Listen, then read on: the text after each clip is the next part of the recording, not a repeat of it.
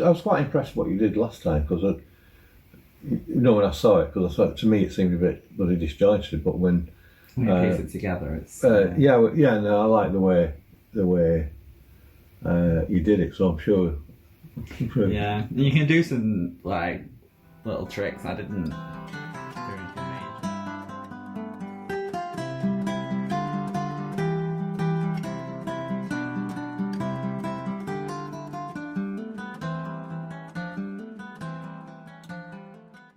Hi, good morning. Sean Gallagher here again. So this is my second YouTube on the Camino de Santiago, also known as the Road or Roads to Santiago de Compostela, also known as the Way of St. James. And so in this YouTube, what I'm going to do is cover some items that maybe I missed out in the first one, and also some that people have asked me has asked me for more information. So I'm going to cover, the first one is about the numbers.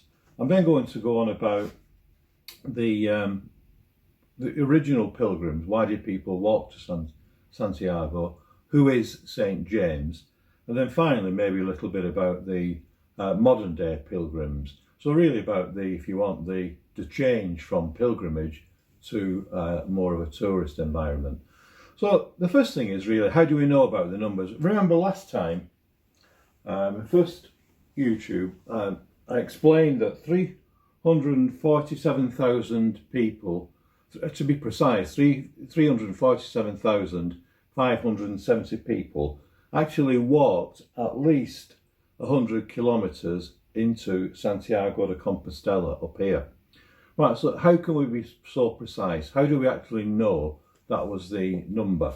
Well, the reason is that people who are walking on the roads, walking to Santiago, what they want to do is collect what's called a Compostela. Right, that's a certificate to say that they've actually walked at least 100 kilometres into Santiago. So to do that, what you've got to do is show proof at the Pilgrim office. There is a Pilgrim office in Santiago, and that's obviously changed in the years that I've been walking to Santiago. Like I say, my first walk was in 1999, so then it was a small office. I mean, now with the numbers of increasing year on year, it's a pretty huge and takes a lot of organisation.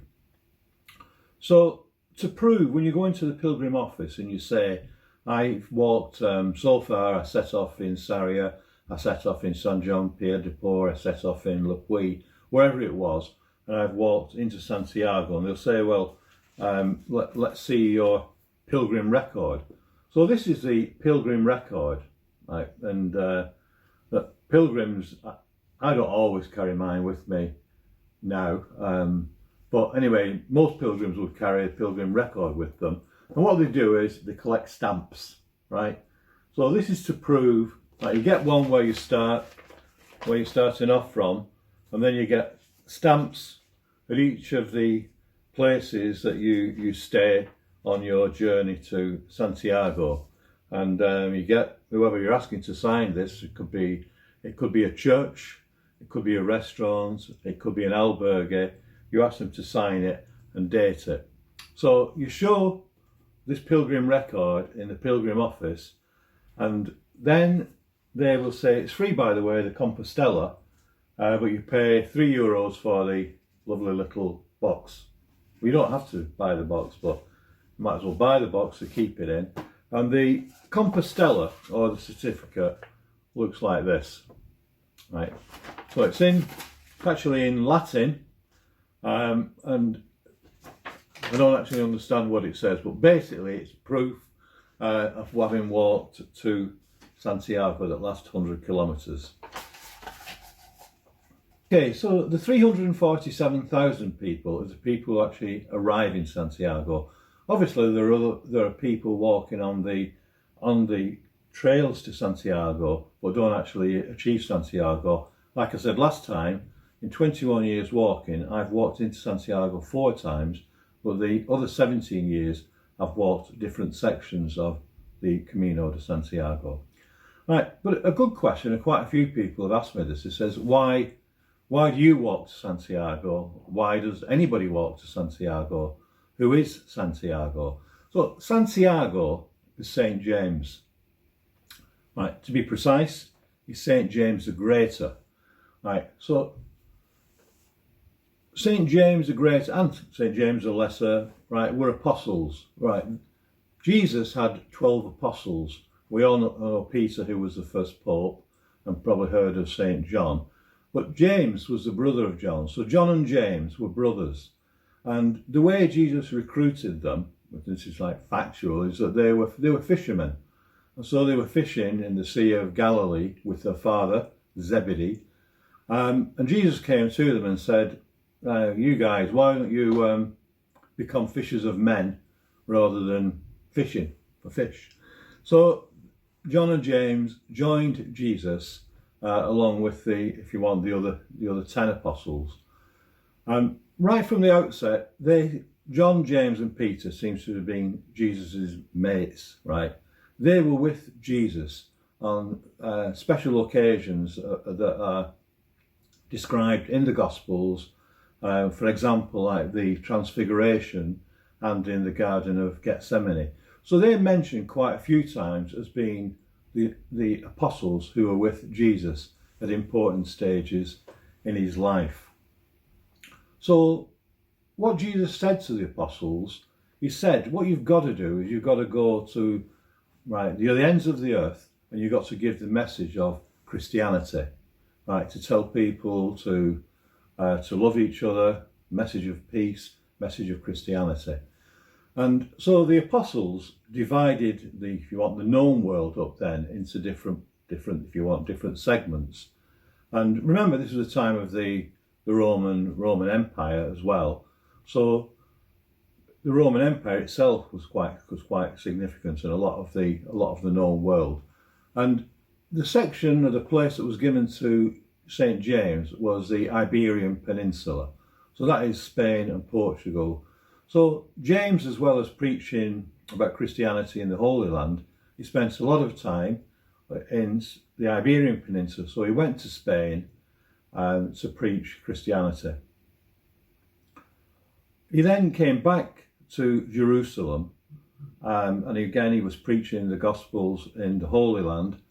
Herod Agrippa, right, didn't like him, right? He didn't like this what's all this Christianity all about? So he decided to kill St. James. So St. James is actually the first martyr of the apostles recorded in the Gospels. So St. James died was killed in the year 44 AD. So that again is recorded, right, as being factual that this did actually happen. Right, the next part of the tradition and the legend, some people believe it, some people don't believe it. Personally, I don't think it makes any difference. Right, but the tradition the legend is that James's disciples, right, then took James's body, right, this is in Jerusalem, right, so the far end of the Mediterranean, and they put the body on a raft, right, and they accompanied James's body, right, and it came through the Mediterranean and then up the coast of, right, so it came right the way around through the Mediterranean and came up to Galicia here and landed in a place called Padron. So that was right sometime after James's death, so that was in around 44, 45 AD, and that according to legend, the body arrived in Galicia. Right, and then the story goes quiet for near enough 800 years. And then in 813, a hermit shepherd in Galicia, right, saw a star land in a field. And Compostela, right, means field of stars, so that's where the field of stars comes from. So the shepherd went to where the star had landed in the field, and there was a body there, the remains. Well, there was actually remains of three. It was the remains of 3 people. And immediately the local bishop said, I know who this is. This is St. James. Right? So that's when it all started. So it started around 850. And straight away, like, word spread, right? They obviously didn't have email in those days, they didn't, but the word spread, word of mouth spread, that the remains of the Apostle St. James are in Santiago. And that's when, if you want, the pilgrimage started. And that's when it happened that Santiago became to rival Jerusalem and Rome as, if you want, the three major Christian pilgrim sites. And so people then from all over Europe started to walk to Santiago. So they, if you want, they were pilgrims, right? They were going there to, as a devotion to St. James, and if you want, as a witness to his remains in the cathedral there. The cathedral was built on top of the remains, so the remains are in the tomb in the cathedral, and people are coming then from all over Europe to venerate the remains of St. James. The actual number of pilgrims going to Santiago grew and grew. People would just leave, right? There weren't established routes, but they would leave the front door, start walking to Santiago. So they're walking from all over Europe, heading for Galicia. Right, but there was a decline then, right, in the popularity of the way, the popularity of walking to Santiago. And this was because of the decline, because of the Black Plague, the Protestant Reformation, and political unrest. So basically it became unsafe to travel. And so the numbers went right down, so that by, say, the middle of the 1980s, the number was only 1,000, 2,000 people who were walking into Santiago. At its height, in the Middle Ages, there were actually 500,000 people walking into Santiago each year. So that's actually more than what we have now. But then because of the, like say, the plague, Protestant Reformation and political unrest, the numbers fell. In some ways, pretty similar to what's happening now in a way, because 2019, 347,000 people walked into Santiago. But because of the virus this year, the numbers will be considerably lower. Up until, say, the 1980s, then the numbers were considerably smaller. But then in the 1980s, again, if you want, this walking to Santiago took off. Right? Number of reasons. Reasons by people began to write books on the Camino. People began to write articles in papers about walking to Santiago. Basically, if you want more of a tourist aspect rather than purely a religious aspect. So clearly the first people up until who were walking for the first few centuries, they would have been devout Catholics. Right? But since 1980, right, people are walking it for a variety of different reasons. So when I first went, right, the reason why I went on this particular walk was that I wanted to do a long distance walk in Europe. I had done long distance walks in England, like Coast to Coast and Hadrian's Wall, but I wanted to do something, if you want, in a warmer climate, maybe with some nice food, good wine. So that's why, if you want, I hit on this particular trail. But whilst walking on the trail, you talk to other people, you start to read more about it and realise, if you want, the great history of the pilgrimage to Santiago. So some people are, of course, here for traditional Catholic reasons, that there are churches on the route. There are obviously churches in every small town that you pass. And so some people who walk the Camino, they will visit the churches and they may find out what time evening mass is each day and attend mass on the way. Many people will visit the cathedral in Santiago when they complete the journey to attend the Pilgrim Mass, which is at 12 o'clock each day. Many others are here, if you want, here for the peace and maybe time to think that there may have been even something in their life. They may have retired, they may have a relationship breakup, maybe sort of bereavements in the family. They may have something that said, well, what I want to do is do something different, is walk the Camino. The reasons now, right, vary from, and I've written some of them down here, like travel and sport.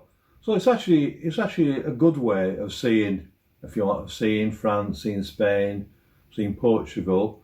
So travel, another one is challenge, that people go on long distance walks as a challenge, don't they? Like people do a marathon, people do 2 marathons. Right, so we like to challenge ourselves. So to actually walk day after day, like 400 or 500 miles, I mean, it is demanding, but it is a challenge, and obviously a massive sense of achievement on walking into Santiago. For other people, it's both, isn't it? It's like a spiritual experience as well. And I think this is important, is that you get an awful lot. I get a lot from it personally, from just being away from TV, being away from phone, being away from work. That when you get up in the morning, have your breakfast, and what you're thinking about is where you're going to be, where you're going to walk to, what you're going to see. You meet people on the way. You have chats with the people who you're walking with. You mix freely. You might be walking with one person for an hour, then maybe walking with another. And I think Michael Patillo's summed it up for me in many ways when he said, on the Camino, you are never alone, but you're always alone with your thoughts, day after day, to the rhythm of your stride. Well, as I say, I've been walking the Camino 21 years, met hundreds of people, and I've talked to people since I came back. One thing for certain is that I've never met anybody who regretted it, but I have met many people who've done one Camino and then do another one, and maybe they'll go back and do it again and again. So I myself am thinking really I've become addicted to it, but maybe it's not that bad a thing to become addicted to. And so I like to do a Camino every year.